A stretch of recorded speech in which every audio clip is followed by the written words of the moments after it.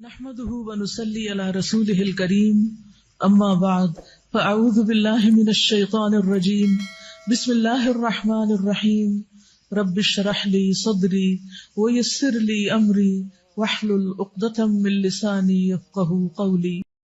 اللہ تعالیٰ کو یاد کرنا خوبصورت ترین کاموں میں سے ایک کام ہے، بہترین عبادات میں سے ایک عبادت ہے۔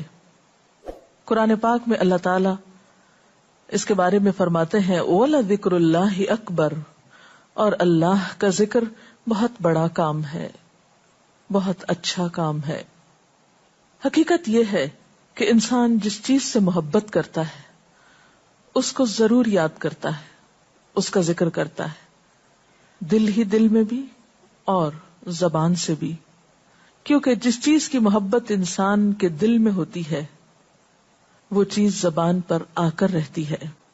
یہ ہو نہیں سکتا کہ ہم اللہ تعالیٰ سے محبت کرتے ہوں، دل میں اس کو یاد کرتے ہوں، پھر زبان سے اس کا ذکر کرنا بھول جائیں۔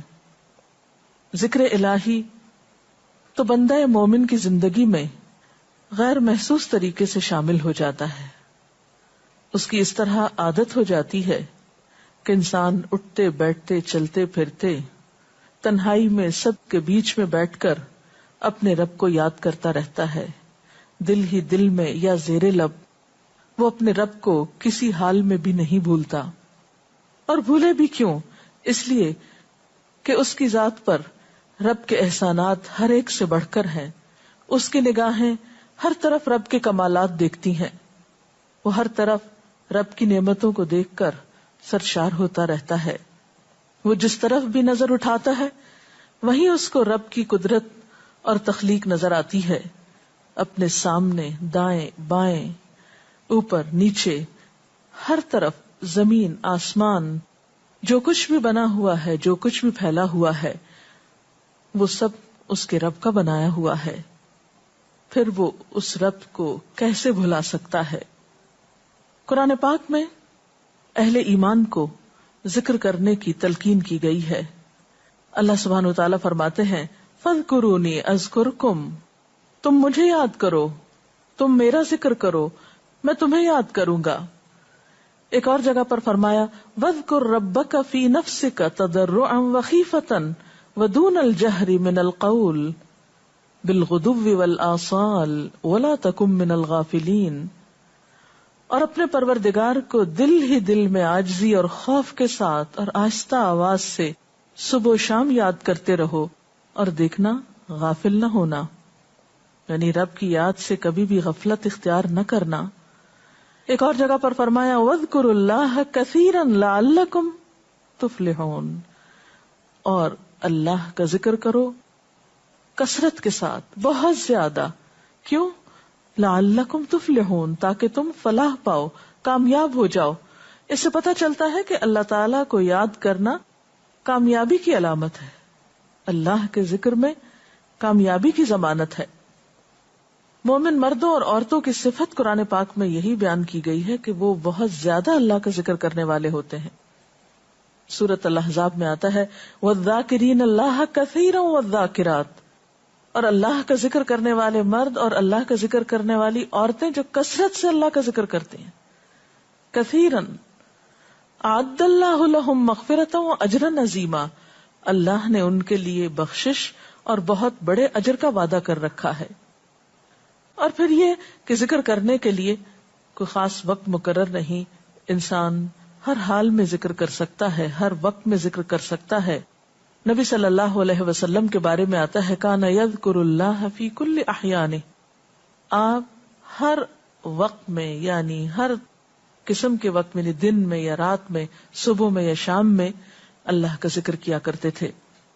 حدیث پاک میں آتا ہے، حضرت ابو موسیٰ اشعری سے روایت ہے مثل الذی یذکر ربہ والذی لا یذکرہ مثل الحی والمیت، رواہ البخاری۔ آپ صلی اللہ علیہ وسلم نے فرمایا اس شخص کی مثال جو اپنے رب کا ذکر کرتا ہے زندہ انسان کی طرح ہے، اور اس کی مثال جو اپنے رب کا ذکر نہیں کرتا مردہ شخص کی طرح ہے۔ گویا ذکر کرنے والا اور نہ کرنے والا، ان دونوں کے درمیان اتنا ہی فرق ہے جتنا ایک زندہ اور مردہ انسان میں فرق ہوتا ہے۔ اور یہ فرق کتنا بڑا ہے. یعنی انسان تو وہی ہوتا ہے، لیکن زندہ انسان میں اور مردہ انسان میں زندگی اور موت کا فرق ہے. بالکل اسی طرح جو شخص اپنے رب کو یاد کرتا ہے، اس کا ذکر کرتا ہے، اس کے اندر ایک زندگی ہے، اس کے اندر ایک خاص خوشی ہوتی ہے، اطمینان ہوتا ہے. اور وہ جو نہیں کرتا اس کا دل مردہ ہوتا ہے، اس کے اندر زندگی کی کوئی امنگ نہیں ہوتی. ایک اور حدیث میں آتا ہے، نبی صلی اللہ علیہ وسلم نے فرمایا، اللہ تعالیٰ فرماتا ہے میں اپنے بندے کے خیال کے مطابق ہوتا ہوں یا خیال کے ساتھ ہوتا ہوں. جو خیال وہ میرے بارے میں رکھتا ہے میں اسی کے مطابق اس کے ساتھ معاملہ کرتا ہوں، اور میں اس کے ساتھ ہوتا ہوں جب وہ مجھے یاد کرتا ہے.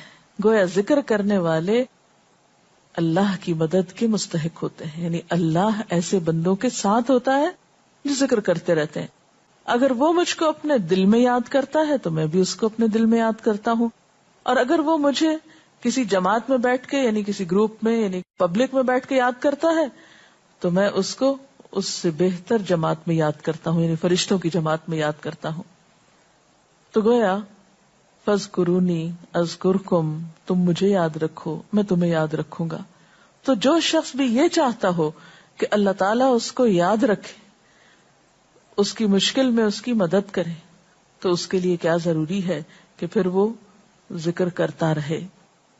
اور ذکر تمام عبادات کو خوبصورت بناتا ہے. مثلا روزہ رکھنا ایک عبادت ہے، لیکن جس روزے میں ذکر الہی ہو اس کا اجر و ثواب کئی گنا بڑھ جائے گا. حج ایک عبادت ہے بذات خود، حج کا سفر ایک عبادت ہے، لیکن اس سفر میں انسان اگر ذکر الہی کرتا رہے تو اسی حج کا ثواب کئی گنا بڑھ جائے گا. اور نماز تو سراسر ہے ہی اللہ کی یاد کا نام. اقم الصلاۃ لذکری، نماز قائم کرو میری یاد کے لیے. اللہ کے ذکر کا بہترین طریقہ ہے. ایک اور موقع پر آپ صلی اللہ علیہ وسلم سے جب یہ پوچھا گیا کہ سب سے اچھی نماز کس کی، سب سے اچھا روزہ کس کا، سب سے اچھا حج کس کا، سب سے اچھا مجاہد کون، تو آپ صلی اللہ علیہ وسلم نے ہر بار یہی جواب دیا کہ جو اپنے ان کاموں میں ذکر الہی کثرت کے ساتھ کرے. اور ذکر کرنے والے ہر میدان میں آگے نکل جاتے ہیں. حدیث پاک میں آتا ہے نبی صلی اللہ علیہ وسلم نے فرمایا مفردون سبقت لے گئے. لوگوں نے پوچھا کہ یہ مفردون کون ہے؟ فرمایا وہ مرد جو کثرت کے ساتھ اللہ کا ذکر کرتے ہیں اور وہ عورتیں جو کثرت کے ساتھ اللہ کو یاد کرتی ہیں. اور یہاں آپ نوٹ کر رہے ہیں خاص طور پر مردوں کے ساتھ ساتھ عورتوں کا ذکر بھی ملتا ہے.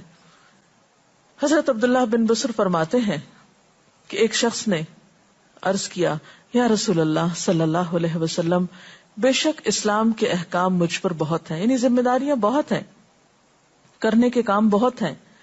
آپ مجھے کوئی ایسی بات بتائیں جسے میں اپنے لیے لازم کر لوں، یعنی میرے لیے آسان ہو اور میں پابندی سے کر سکوں.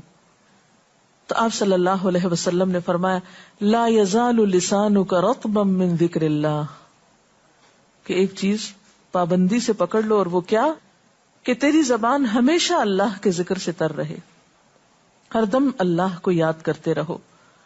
اور یہ حقیقت ہے کہ انسان کوئی بھی کام کر رہا ہو، مثلا خواتین کھانا پکا رہی ہیں، گھر صاف کر رہی ہیں، واک کر رہی ہیں، کوئی بھی کام کر رہی ہیں اس طرح کا، تو اس میں ساتھ ساتھ اللہ کی یاد کرتی رہیں. سبحان اللہ، الحمدللہ، اللہ اکبر، استغفر اللہ، لا الہ الا اللہ، ان اذکار کا ورد کرتے رہیں، تو اس میں کام بھی ہوتا رہے گا اور اس کے ساتھ ساتھ اللہ کی یاد بھی ہوتی رہے گی. خصوصی طور پر 2 کلمات ایسے ہیں جن کے بارے میں بہترین اجر کی خوشخبری سنائی گئی. آپ صلی اللہ علیہ وسلم نے فرمایا کلمتان، 2 کلمات ایسے ہیں خفیفتان علی اللسان، جو زبان پہ بہت ہلکے ہیں، یعنی پڑھنے میں کچھ مشکل نہیں. ثقیلتان فی المیزان، میزان میں بہت بھاری ہیں. حبیبتان الی الرحمن، رحمان کو بہت محبوب ہیں، اور وہ کیا ہیں؟ سبحان اللہ و بحمدہ، سبحان اللہ العظیم. چلتے پھرتے، اٹھتے بیٹھتے، کام کاج کرتے، تسبیح پڑھتے رہنا، ذکر کرتے رہنا انسان کے دل کو جہاں اطمینان بخشتا ہے وہاں اس کے کام کو آسان بھی کر دیتا ہے، اور اللہ کی مدد بھی ساتھ ہوتی ہے. اور قرآن پاک میں ایسے لوگوں کے لیے خوشخبری ہے، الا بذکر اللہ تطمئن القلوب، سنو اللہ کے ذکر سے دلوں کو اطمینان ہوتا ہے. اور ویسے بھی میزان میں بہت بھاری نیکی ہے.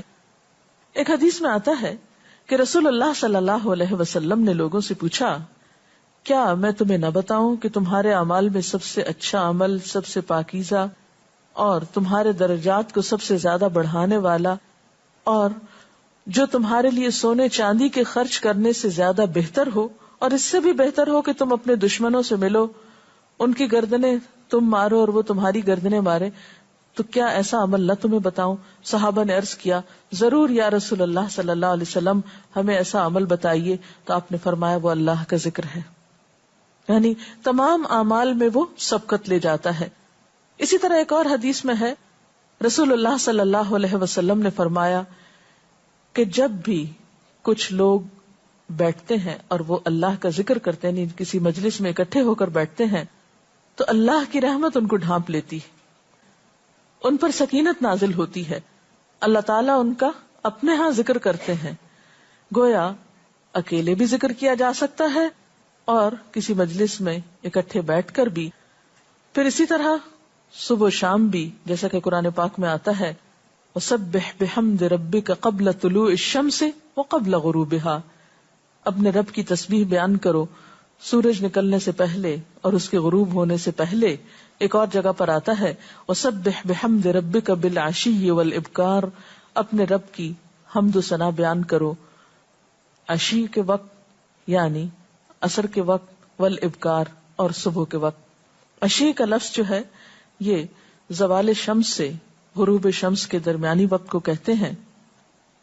پھر اسی طرح انبیاء علیہ السلام کے بارے میں ہم دیکھتے ہیں، حضرت داؤد علیہ السلام بہت خوبصورت آواز سے، بہت خوبصورت انداز میں